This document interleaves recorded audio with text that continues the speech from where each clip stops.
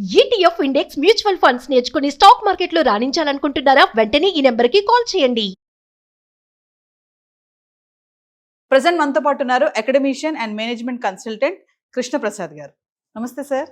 నమస్తే నవీన గారు. సార్ చాలా గ్యాప్ వచ్చేసింది. Yes, అవునండి. న్యూ ఇయర్ లో మనం మళ్ళీ కొత్త కాన్సెప్ట్స్ తో వెళ్దాము. చాలా వీడియోస్ చేసాము 2025 లో.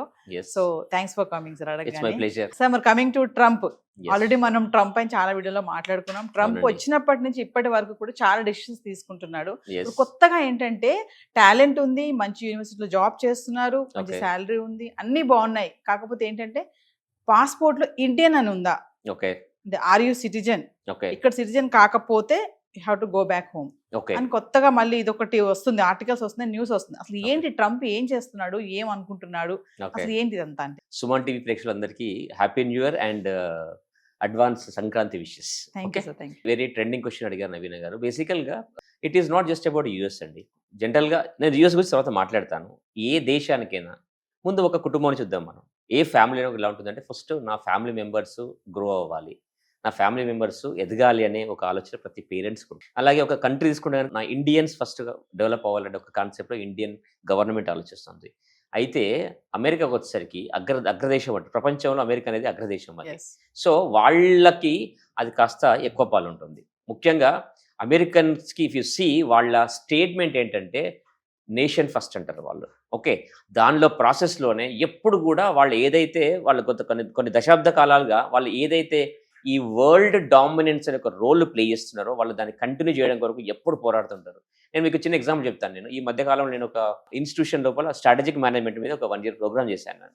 సో ఎప్పుడైతే నేను ట్రైనింగ్ తీసుకుంటున్నానో ఆ ట్రైనింగ్లో భాగంగా ఒకరోజు మా ప్రొఫెసర్ని అడిగాను, సార్ ఏంటి సార్ మనము ఎంతసేపు స్ట్రాటజీ అని మాట్లాడుతున్నాము, మేము చేస్తున్న కోర్స్ వచ్చేసరికి స్ట్రాటజీ అన్నారు, తీరా చూస్తే మీరు ప్రతిరోజు నా లెసన్ చివరికి వచ్చేసరికి మీరు మన స్ట్రాటజీ తీసుకొచ్చి కల్చర్కి కలుపుతున్నారు అని చెప్పి అడిగాను నేను. అంటే ఆయన చెప్పిన మాట ఏంటంటే that is Indian education system అలా ఉంటుంది. మన ఇండియన్ ఎడ్యుకేషన్ సిస్టమ్ ఏంటంటే ఎప్పుడు కూడా మనము కల్చర్ మీద ఫోకస్ చేస్తాం, మనం Yes. కల్చర్ హెరిటేజ్ ఫోకస్ చేస్తాము. కాబట్టి అందరము వసుదైక కుటుంబం అని మాట్లాడుతుంటాం మనం. సో ఇలా మన ఇండియన్ కల్చర్ లోపల, మన ఇండియన్ డిఎన్ఏ లోపల అది బాగా పాతుకుపోయింది. అది సేమ్ క్వశ్చన్ నేను వెంటనే ఆయన ఏమడిగానంటే, సార్ మరి మాకు మీరు ఇండియన్ స్టూడెంట్స్కి అంతా కూడా మీరు కల్చర్ గురించి చెప్తున్నారు కదండి, వెస్ట్రన్ కాలేజెస్లో వెస్ట్రన్ యూనివర్సిటీలో వాళ్ళు ఏం చెప్తారంటే వాళ్ళు ఒకటే మాట చెప్పారండి, వాళ్ళది ఎప్పుడు షీర్ డామినేట్స్ అంటారు వాళ్ళది. అంటే ఏంటంటే how do I dominate the world, ప్రపంచంలో నేను అగ్రగామిగా ఉండాలి, Yes. నేను పెద్దన పాత్ర వహించాలి, అలా చేయాలంటే ఏం చేయాలని వాళ్ళు ఎప్పుడు వాళ్ళ పిల్లలకి నేర్పిస్తూ ఉంటారు. సో దానిలో భాగంగానే ఈరోజు ఏమైందంటే ట్రంప్కి ఎప్పుడైతే ఆయన సెకండ్ టైం మళ్ళీ ప్రెసిడెంట్ అయ్యాడో యుఎస్ ఎకానమీ సిచ్యువేషన్ కొద్దిగా ఇబ్బందులో ఉంది. So he wants to bring it back first of all.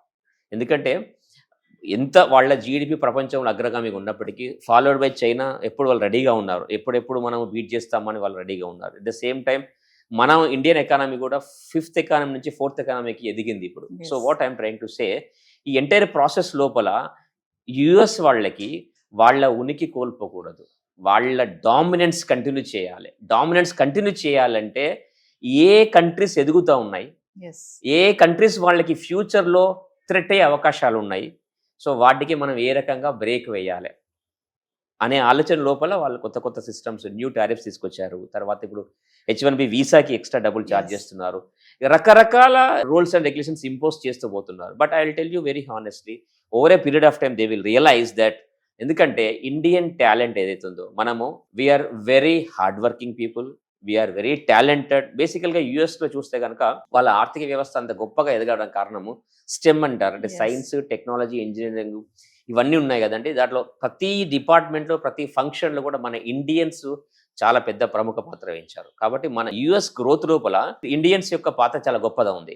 So అది ప్రస్తుతం ఆ విషయం తెలుసు వాళ్ళకి, యుఎస్ సిటిజన్స్కి తెలుసు అండ్ ట్రంప్కి తెలుసు. కాకపోతే ఏంటంటే వాళ్ళ ఏదైతే ఆ డామినెన్స్ ఎక్కడ లూజ్ అయ్యే కంట్రీస్ లోపల ఏది మనకు మేజర్గా పాత్ర వహిస్తుంది అని వాళ్ళకి కొద్దిగా మనము వాళ్ళని ఏ రకంగా మనం తగ్గించే ప్రయత్నం చేస్తానే ప్రయత్నంలో భాగమే తప్ప Yes. This is not going to be permanent scenario and definitely things will change again. ఈ మధ్య కాలంలో ఐ డోంట్ నో, ఇంకా నేను కరెక్ట్ స్టాటస్ చూడలేదు కానీ ఈ మధ్య కాలంలో మళ్ళీ ఎక్కడో నేను న్యూస్లో విన్నాను, మళ్ళీ ట్రంప్ ఆలోచన కొద్దిగా మారుతున్నాయి అని చెప్పేసి మళ్ళీ ఈ మధ్య కాలంలో 2-3 సార్లు మోడీకి కాల్ చేశాడట ఆయన, I want to come and meet you or let's meet అని చెప్పి అంటున్నా. అంటే there are the perceptions are changing and it is very dynamic in nature. Global politics కనుక చూసుకుంటే కనుక సిచ్యువేషన్ చాలా డ్రాస్టికల్గా మారిపోతుంటాయి. ఆ ప్రాసెస్ లోపల ఎప్పుడేమైనా జరగచ్చు. ఓకే, చేంజ్ ఈజ్ కాన్స్టెంట్ అండి. Yes. మార్పు అనేది ఎప్పుడు జరుగుతూనే ఉంటుంది. ఈ మార్పులో భాగంగా వాళ్లకున్న డామినెన్స్ నిలబెట్టుకోవడం కొరకు ఆయన చేసిన ప్రయత్నంలో భాగంగా జరుగుతుంది. But this is not going to be temporary permanent scenario. I'm sorry. Final గా ఒక విషయం చెప్పండి సార్, ప్రెసెంట్ Yes. సిచ్యువేషన్ లో ఎవరైనా అబ్రాడ్ ఎడ్యుకేషన్ కోసం అమెరికా వెళ్ళాలి అనుకునే వాళ్ళకి మీరేం చెప్తారు? ఐ విల్ టెల్ యూ అండి. నేను ఇప్పుడు మా ఇంటి దగ్గర నుంచి నేను ఇక్కడికి వచ్చానండి. వస్తుంటే నాకు మధ్యలో బోల్డ్ అని సిగ్నల్స్ కనబడ్డాయి నాకు. ఓకే, రెడ్ సిగ్నల్ ఉంటుంది, ఎల్లో సిగ్నల్ ఉంటుంది, గ్రీన్ సిగ్నల్ ఉంటుంది. రెడ్ సిగ్నల్ అంటే నేను ఆగిపోతాను. Yes. ఎల్లో సిగ్నల్ అంటే చూసి జాగ్రత్తగా వెళ్తాను. గ్రీన్ సిగ్నల్ వెంటనే వెళ్ళిపోతాను. This is like yellow signal. This is like current situation ఏదైతుందో అమెరికాలో prevailing situation is like yellow signal. అంటే Yes. కాస్త చూసి ఆలోచించి ఆచితూచి వెళ్ళాల్సింది తప్ప ఆగాల్సిన అవసరం లేదు.